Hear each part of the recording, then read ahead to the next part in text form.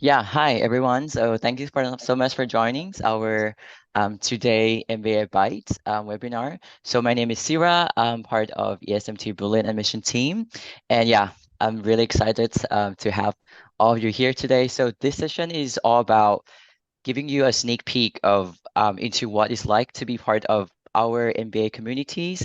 So we know that choosing MBAs can be quite a big decision, can be quite challenging in terms of like finding the right reason, the right fit. So yeah, this I just try to give this opportunity for you to make sure that you get the feel of what the teaching style is like at ESMT. The kind of lecturers, the faculties member that you will experience, and also like what makes our ESMT stands out from the crowd. So yeah, we got a great lineup today. So I think we're gonna start first with our by-side lecture from our SMT faculty member. She is here with us. I'm gonna give her introductions very soon. And afterwards, you have around 5 minutes if you have a question regarding the lecture itself or the teaching style that we have as SMT for MBA students. So feel free to ask her directly. And after that, I'm going to give you a quick kind of like go through our different MBA programs, the portfolio, and also going to give you another chance for the Q&A. You can also ask questions regarding the programs, admission, scholarships. So if you still have questions, you can take the opportunities to ask me. All right. So yeah, so I think everyone's see our lovely lecturers here. Bianca, thanks for your time. How are you today? Is everything good? Very, very well. Looking forward. Right. So yeah, Bianca is our member of our faculty here at ESMT Berlin. She's been teaching different classes and also not only teaching at SMT, she's also a founding directors of the Hidden Champions Institute as well. So yeah, I think she's been publishing a lot of case studies with Harvard Business Publishings and also writing a lot of I would say like case studies and journals for European Business Reviews and Forbes as well. And her research and teaching, I think, focus really on the impact of global trends on hidden champions business practice, innovation management, and I think what also her passion is also about is the design thinking, which was very lucky. I was one of her kind of like attended her class before as well. So yeah, Bianca, the floor is yours. So feel free to share our students what it's like to be with us at the SMT Berlin. Okay. So I try to give you like a first glimpse, but frankly speaking, we love exchange and interaction in our classes in the majority of the time. So it's definitely challenging now. 15 minutes is not a lot of time. And I will try to at least give you a glimpse of content and will usually I would always like include you also in the discussion. So for these like 10-15 minutes, I've chosen one topic that is very much at my heart, which is the combination of innovation and culture, and why it is so difficult to um, foster and maintain a culture of innovation in very established companies. And why is this the case? There's a lot of research around, and I'm pretty sure that all of you have a couple of thoughts around innovation culture and the elements that a good innovation culture should include. And Sira, perhaps we can even use the FNA so that they can put a couple of thoughts in Yeah. what elements are part of an innovation culture from your perspective. Just write a couple of statements in the chat, just buzzwords. Yes, please. I think, yeah, I think you I, can write directly. Let me check.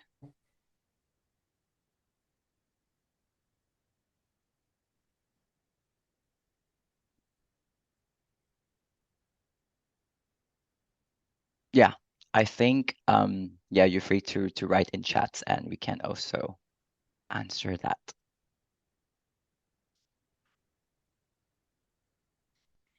Here we trust go. between leadership and their teams. So trust. Anyone else want to answer these questions? What are elements? Give me one more. Yes, we need one more. Team compatibility, 2 ways. Also a very nice one. Interrupt me, Sarah, if they're coming more. In general, you see 5 buttons or 5 bubbles here. And yes, so innovation culture, according to research, contains around 5 different elements. I see comfortable taking risks, yes. 2-way compatibility, trust again. And the trust topic is definitely one, right? And this is somewhat included in the psychological safety part. Collaboration is another one. So how you team up, also represented in your answers very nicely.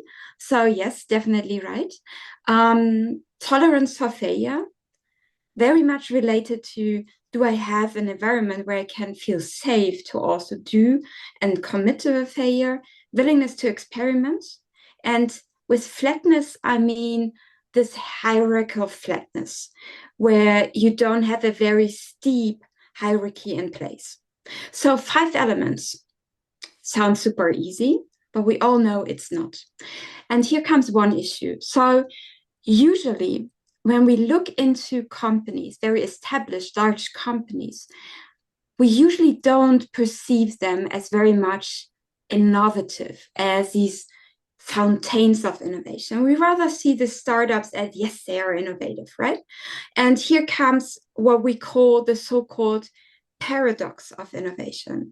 So we all know, like, when we launch a company, yes, culture and innovation are sort of the same thing, because we have one founder and we have very few people. We have an idea that we follow. We would like to establish our business model, and everyone is literally going into this direction. And we have usually very passionate founders that also form the culture, that are very innovative. And with being successful after a launch, with the innovation, with the new business model, we grow as a company. And growth is pretty much, first of all, it's great, but it comes with some downsides. Because if you grow, you need to scale. And scaling means you need structures. You need to build up some processes. You need some standards, policies. You need to build up sort of a hierarchy. It does not necessarily be steep, but there must be something. And this comes with more complexity, growing bureaucracy, and risks actually kick in. Risk of losing people, risk of this is not sustainable what we're building here. Risks of, do we really manage that? And a lot of different things kick in. And also this past dependencies, like, okay, we have technologies, we have business models, we're committed to it. And if we take a decision, this will have consequences. So all of this kick in when we talk about growth. And with the necessity to scale, culture and innovation do not become the same thing. They're sort of contrasting. And this is what we call the paradox of innovation. So with innovation, we grow. With growth, we need to scale. But scaling means innovation becomes more difficult. But is it true that companies, established large companies, are not innovative? Most probably not, because they maintained being successful in at least a majority of cases. Now, the question arises, what do we mean when we talk about innovation? And I put into this brackets here, radical or disruptive. And this is perhaps also something that all of you have in mind when thinking about innovation. It needs to be radical, it needs to be disruptive, it needs to be big, different, it needs to change business models. But frankly speaking, the majority of innovations in established companies are not necessarily radical or disruptive. And we distinguish here different types of innovation. And these are disruptive ones where we have new business models. We have architectural ones where new technology and new business models come in. For example, these batch one medicines. So it's a new technology, it's a new business model because we actually built a medicine specifically for one person. New technologies and existing business models rather radical, like fiber optics, for example, but the majority is rather incremental. So where we build upon technologies, where we use our existing business models, like coming up with a new BMW 3 Series, for example. And this is it. So usually we don't necessarily talk about this very different, or we have different types of innovation in mind. So what can we do to foster a more innovative thinking in an organization? So strategy one, leave the organizational culture unchanged. Now you might ask, what the hell is she talking about? Why should I leave an organizational culture unchanged if I would like to have a more innovative one? Second strategy, change the organizational culture. Strategy one is something that you would actually discuss during your studies pretty intensely. We call this ambidextrous organizations because they can pioneer radical, disruptive, and architectural innovations. Why is this? Because they leave the organizational structure of the established company unchanged. This is what you see on the left-hand side on the exploitation part. This represents the original company, so to say, because we all need to understand that if we would like to change a culture, we necessarily need to change the other aspects of an organization, meaning people, structures, processes, critical tasks, but also strategic wise. So a lot of companies now, they go and put the explorative business where innovation happens, where a different organizational structure and culture takes place into another organization. So far away from the established one. This is what we call ambidextrous. To give you one example, Bäumer Group, world market leader, here comes the hidden champion aspect, roughly 1 billion of revenue, market leader in intralogistics, so in warehouse sorting or luggage sorting at airports. They actually came up with a company builder far away from North Rhine-Westphalia, established in Berlin, where they tried to attack their core business by saying, we try to find cool problems from the intralogistics area that are worth to be solved. And good problems are usually problems that are 5 to 7 times better. Use software were impossible 5 years ago and not obvious. And they operate far away from the organizational culture. They already came up with quite some interesting startups that are not reintegrated into the mother to maintain this sort of innovation culture. The second step is something that you will also dig very deep in during your studies, and this is change the organizational culture. And change will be one of the biggest topics that you as leaders also need to deal with, right? So you might think about destroying culture, fighting culture, giving into it, or you might think about the tougher way to do it, evolving culture by actually, for example, trying to overcome resistance, by trying to lower the fears of people, fearing losing power status, being perceived as incompetent, or these fears of losing group memberships.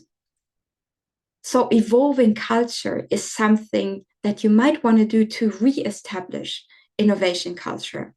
And this takes quite some time. This is not done in half a year or a year. This takes years, and you need a critical mass of people.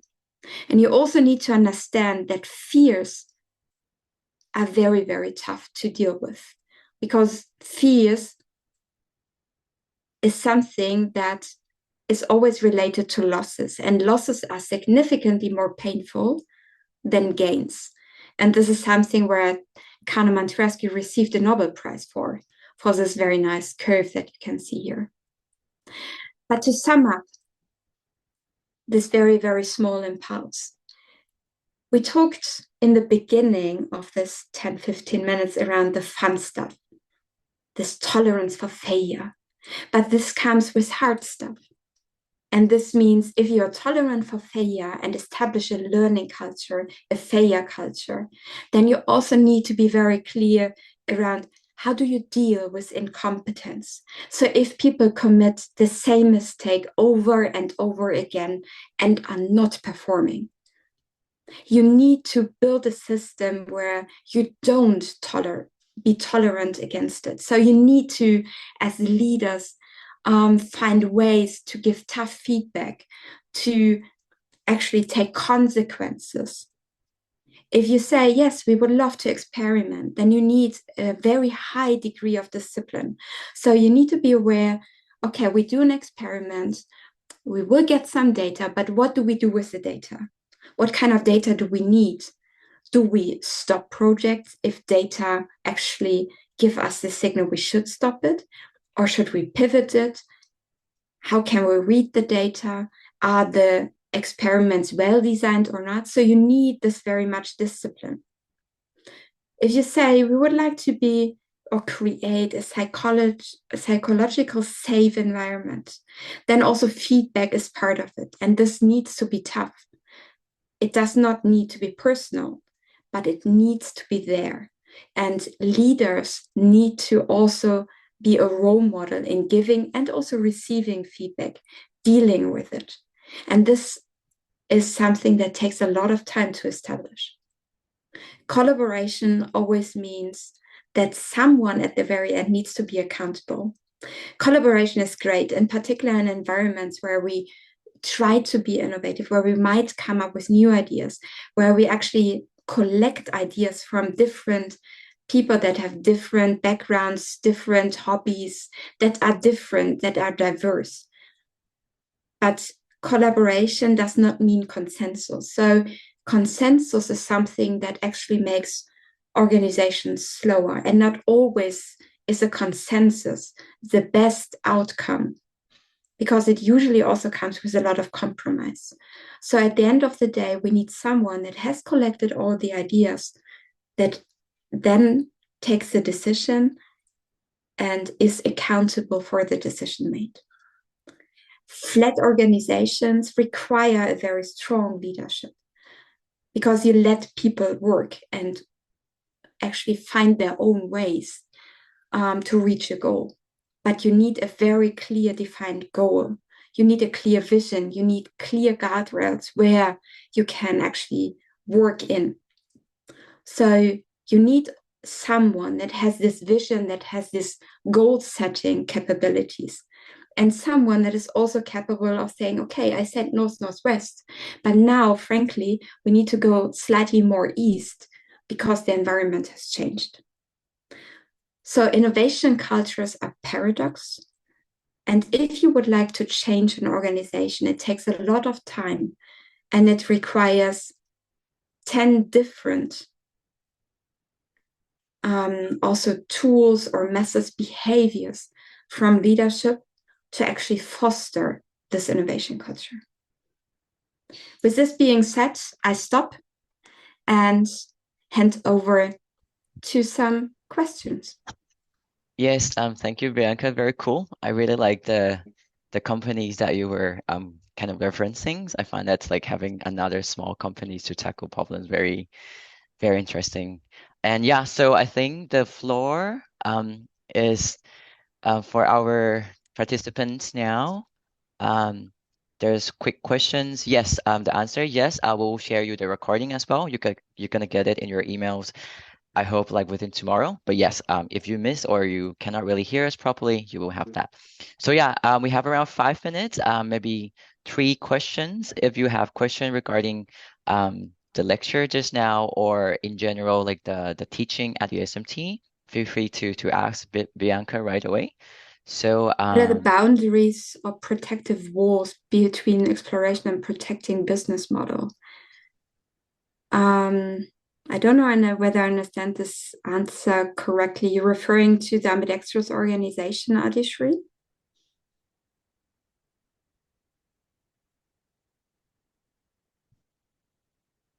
Yes. Yes.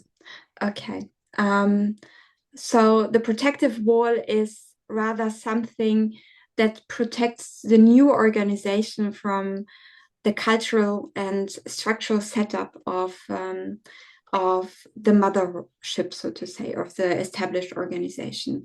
It means that you build up a new business away from the headquarters.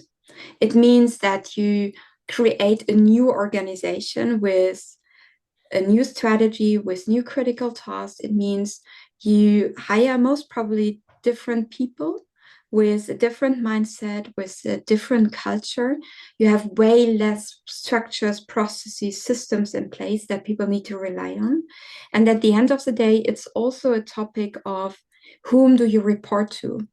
Because you're smaller, and usually these ambidextrous organizations, these explorative small businesses, do report directly to the C-level. And this is also the case in the small example that I've shown you from Bäumer Group. Um, the company builder in this case is reporting directly to the C-level. And these are the main differences. All right. Yes, we have. Yeah, thank you. Yes. Uh, Does new tools help in the same? Well, yeah, new tools. This is a fair question. You will discuss this during MBA studies pretty heavily. So there are new tools, um, like agile, or I mean, there are also tools like we build something internally, right? So and have a in-house startup. Research clearly shows that in-house startups fail more frequently because they are surrounded by the old structures. And new tools can help if they're implemented in the right way. And usually we see in organizations that approach us for executive education or so, and they say, well, we have tried design thinking, Scrum, Lean Startup, and everything, but it failed. And it failed most of the times because it has been implemented wrongly. It's just been like, here you are, take it and use it. And then there comes a bit of, difficulties. Yes, I can suggest a short list of readings. I'm happy to share this with Sira. mhm. Um, I can most probably share most of it. So yeah, happy to do that. Yes, yeah, I'll have your emails, and yeah, definitely I can get the list from Bianca, and I can also send your email very nicely. And yeah, I think then we have one last questions From from Jeremy. Jeremy. Yeah. Yes. Right. So Um, yeah. So I can read quickly so others can hear. I recently heard about a company called NextJump in the US, which gives its employees lifetime contracts with an emphasis on training and growing as a collective. So Bianca, do you think something like this would promote innovations? What are your thoughts? yes. Um, Not point, but Jeremy, I think this can support it. And I assume you're asking the wrong question. I'm a faculty member. I am deeply convinced that learning, development, and training can push like an innovation culture, but more importantly, it's the mindset you have towards learning and change. And if you continuously try to train yourself to grow jointly as well with others, I think you develop a completely different mindset. And this is something that I would always call a growth mindset versus a fixed mindset. And this per se will help you to be more open for change, to be more open for exchange, discussions, and so forth. So, yes, Jeremy, I think this might be a nice thing to do. All right. So yeah, thanks Bianca for joining us and give us a very nice bite-sized lecture. So yeah, now she's gonna leave us and I'm gonna continue with the presenting to what we have here at the SMT for the MBA. Thanks again. Have Perfect. a Thanks. lovely day. Bye All right. bye. Bye. All right. So just let me share the slide. quickly, which I have it here with me. Yeah, so it's going to be another 5 minutes, and then you can also ask any questions you have related to the programs. And so I think you can see my slide, right? Yes, perfect. Right. So yeah, yes, ASMT, we are the world leading business school at the heart of Berlin, and we also pretty much like top rank in Germany and also in Europe, and we are also triple credited as well.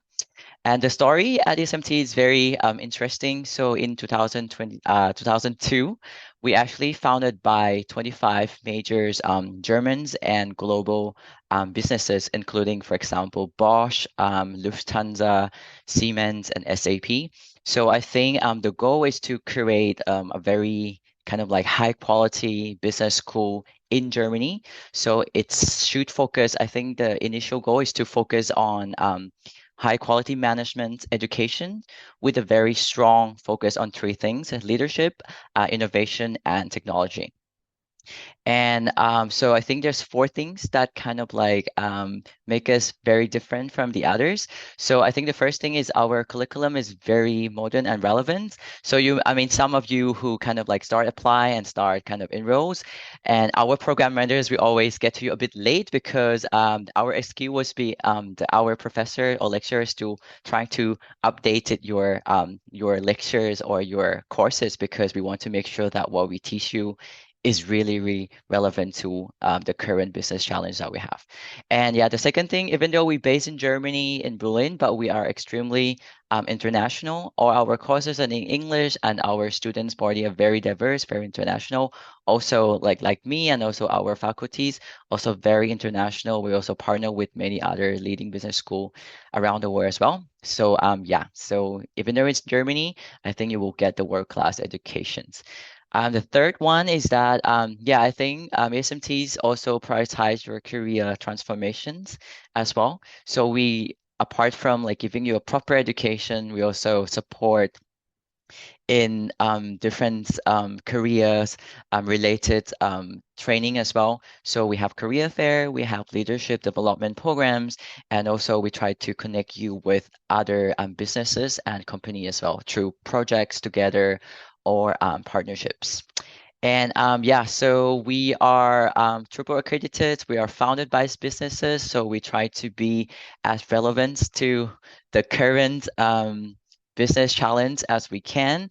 So yeah, I think at overall, I think with ASMT, you should be able to thrive in your career in either business or technologies afterwards. So let me start going through in details. I want to go through with you this quickly, so I'll give you enough time to ask questions. So we have four MBA programs available. So the first one is full-time. So I think this one you have to kind of quit your job and join us full-time. So yeah, so our full-time MBA is 15 months. It's only starts in January. So we only have one intake and we have two tracks. So once you join our full-time MBA programs, you can choose two specializations. The first one is managerial and analytics, and the second one is innovation and entrepreneurship. So I think for full-time MBAs, we have a lot of I would say like extra option for you as well. For example, during summer, you can choose to do internship, or you can choose to do social impact challenge or we kind of like help you um, pitching and also working in different kind of sustainable companies. And also, if you want to learn German, we also offer that without any additional charges. And also, we offer this summer entrepreneurship program together with our incubator called Valley Berlin. So yeah, just to give you option to explore different possibilities that you want to do when you're here with us in Berlin and in Germany. So the class profile, the average age we have is around 30 years old, and the years of experience that we have for our full-time MBA is 7 years, even though the minimum requirements is 3 years.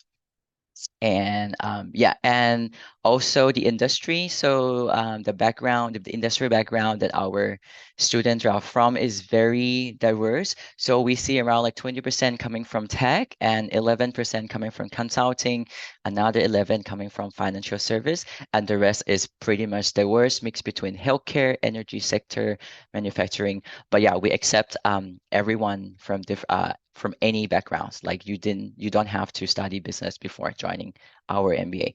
The second one, part-time. So the first one is full-time, as in like you have to really devote yourself with us. But for part-time is blended. That means you can actually keep your full-time job and having part-time MBA alongside. So our part-time MBA program is going to be 2 years programs starting every September. So we also only have one intake for part-time MBAs, and we're really focusing on business innovation and also general management as well. And it's hybrid in a way that it's going to be 75% online, where you can actually study at your own pace. But then 25% is in person. That means you have to be with us in the campus in Berlin. So for out of 2 years, in-person classes will be around 14 times. So out of these 2 years, you have to be with us 14 times. And each time around, it's around like 3 days, for example, on Thursday, Friday, and Saturday. We also have that schedule launched in our website, so you can also have a look whether this kind of schedule fits with you or not. But yeah, so a quick number for you if you're still considering part-time MBA. So it's going to be for this entire program, it's going to be 28 working days out of your office. So this is something you have to kind of like consider when joining the part-time programs. And our students, demographics, they're a little bit older. The average we have is around 32 years old, and they bring around like 8 or 9 years of work experience in total. So also the background, it's also the same as full-time MBAs, very mixed as well. We see a lot coming from consulting and tech as well. And next one, very sorry if I go through this very brief, but let me know if you have any questions. Yeah, Global Online MBA. So this is also, I would say, like a part-time MBA as well, but you can complete the entire MBA online.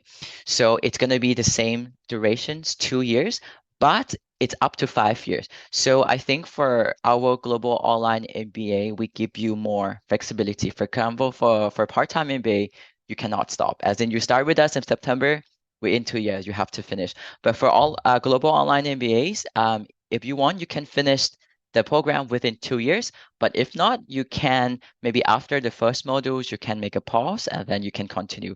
So within 5 years, it's compulsory that you have to complete, but we give you full flexibility. So yeah, but we have two intakes for our Global Online MBAs. It's start in May and September, so you can choose.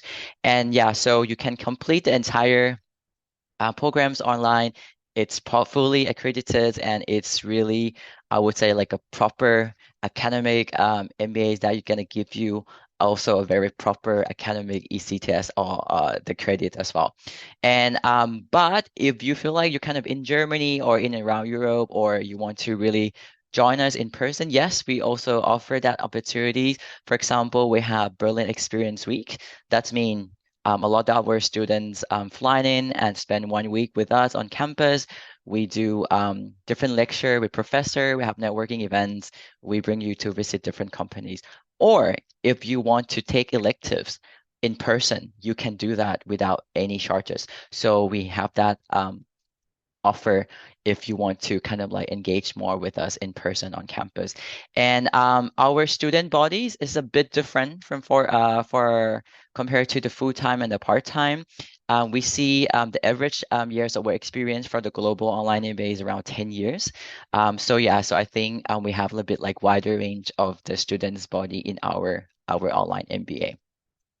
And the last one we have is executive MBA. So this one is 18-month part-time programs and starting in October. So executive is a bit different from the rest because we actually have the minimum requirements that you have to have at least 7 years of work experience and minimum 3 years working in management position. So I think we're gonna really focus a lot on leaderships and also a lot of international field trips as well.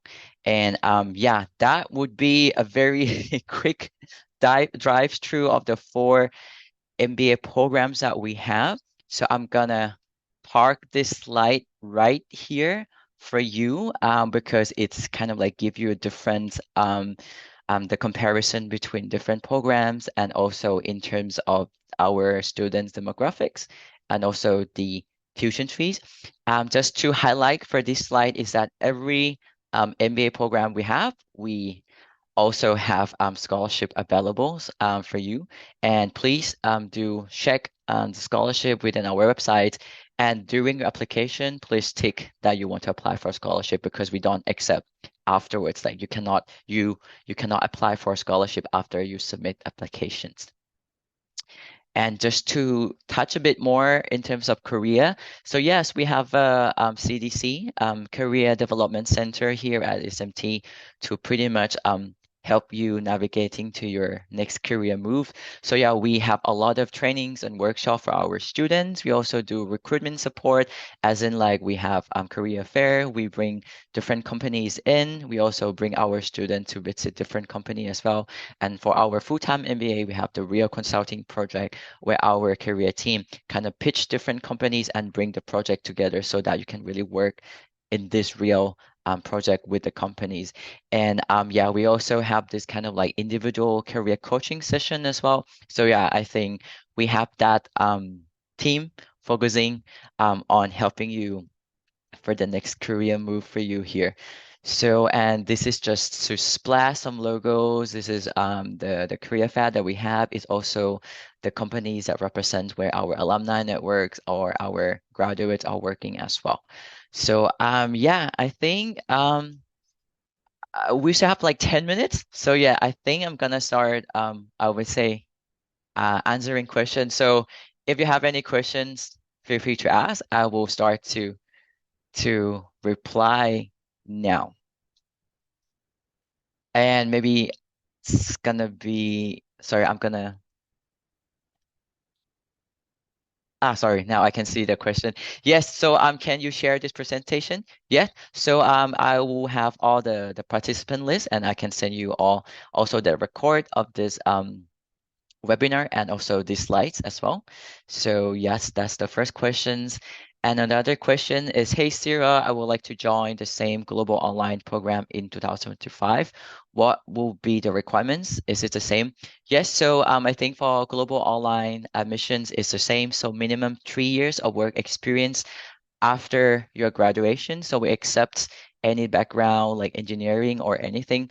And yeah, we accept. But for I think for a global online MBA, if you have studied STEM subject like engineer, IT, math, or even science, you don't have to take any GMAT. So we have that waiver available. So for the global online MBAs and you study STEM, you don't have to submit any GMAT.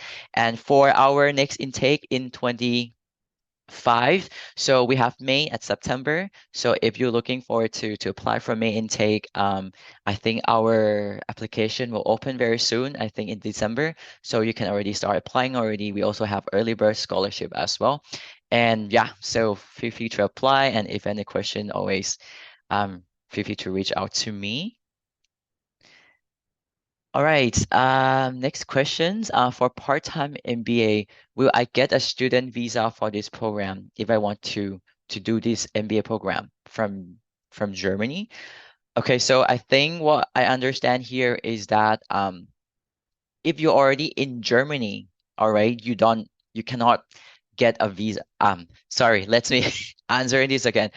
So for part-time MBA, either you're already in Germany with different visa or you are coming from outside Germany. You cannot apply for a student visa to join our part-time MBA, global online MBA, or executive MBA. All right. The only programs that you can apply for German student visa at the German embassy at your local at your country is a full-time MBA. This is the regulations by the German governments. So yeah, unfortunately, if you want to study part-time with us, you need to be in Germany with other visa, maybe like work visa or like family reunion visa. All right, then I will go to the next one. I think I answered that already. All right. Okay, Jeremy, our scholarship mostly need-based or merit-based. So we actually have both, as in we have both. For example, need basis, I think we are targeting different countries. So I think we have it called like regional scholarship. So it depends on where you're from. So we have different quota, different amounts of scholarship available. So for example, if you're coming from, I would say like a developing countries, then of course we have different rate for the scholarship available for you. And we also have merit-based scholarship as well. For example, we have test score, excellent scholarship. If you have an excellent GMAT score, of course, you can apply for that, or you have an excellent, I would say, work experience, or you have a very good grade for your bachelor and master, then you can apply for kind of merit-based program scholarship as well. So yeah, we offer both scholarships. All right, next one. Can I apply for full-time MBA or other programs without GRE or GMAT? The answer is yes. Sorry, no and yes. So for full-time MBAs, we required you to take GMAT or GRE. Like this is compulsory.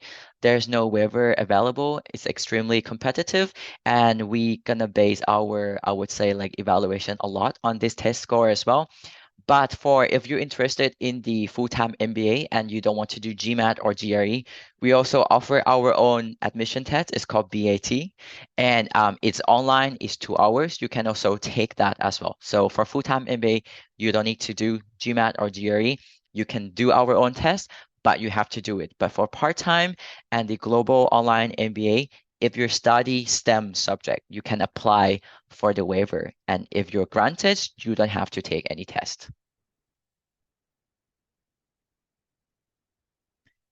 Is there a requirement or recommend GMAT score for full-time MBA? I would say yes and no. So we don't have, I would say, minimum requirements. So we accept any score available coming from different candidates, but we do share the average score. For example, the GMAT, the O edition that we have is 640. So this is the average that we have. Of course, if you get above that, it's great. But if you get below that, we do still accept. So I would say like you should pay attention, but you should not like stress yourself too much. We also consider like also your work experience as well as part of the considerations. Uh, the next questions. Right. Um, I think let me. I think I answered that already. Okay. I'm sorry for jumping back and forth and try to make sure that like if I answer this question, maybe it's relevant to other question as well. Do you have any examples of the curricular of the part-time program? Yes. So yeah, I can also send you more information. So in our website and in our brochure, you will see the list of all the modules and the subjects, plus this kind of like international field trips available as well. So you can already have a look whether this kind of like subject or topics is really a right fit for you. So yeah, we have that example. I think I can also show you very quickly as well. Let me just stop this. Yeah, so I just gonna show you this very quickly. So for the part-time MBA,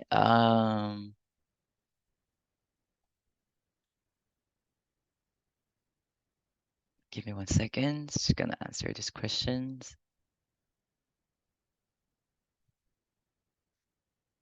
Share my slides. Yeah, so if you go to our website, the modules will be under timelines and courses. So here is the modules that you're gonna have. It's also have different topics available and also the timeline. And also this is quite important for the part-time MBA. This is our residency schedule. So it's fixed.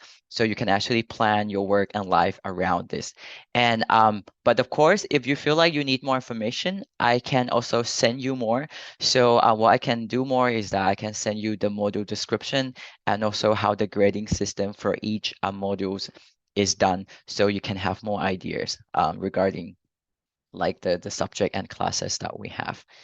Uh, I hope that answer your questions. And another question on part-time, do you need GMAT if you come from STEMs? No. So for part-time and the global online MBA, you don't need to take GMAT nor GRE nor our own test. But the process is very easy. Just send me an email with your transcript, and we're gonna have a look at your degree right away. And like, yes, you are granted this waiver, and you can complete the part-time MBA and the global online MBA without any test score. Another question is, do we have any full-time courses in university? Yes. So yeah, so our full-time MBA is full-time. I think the average kind of hours per week is 30 to 40. So yes, it's gonna be 15 months full-time program, and you can also apply for student visa to come to Germany. All right, I think I can answer two more questions because I'm gonna get kicked out very soon. So let me go through the rest. Um,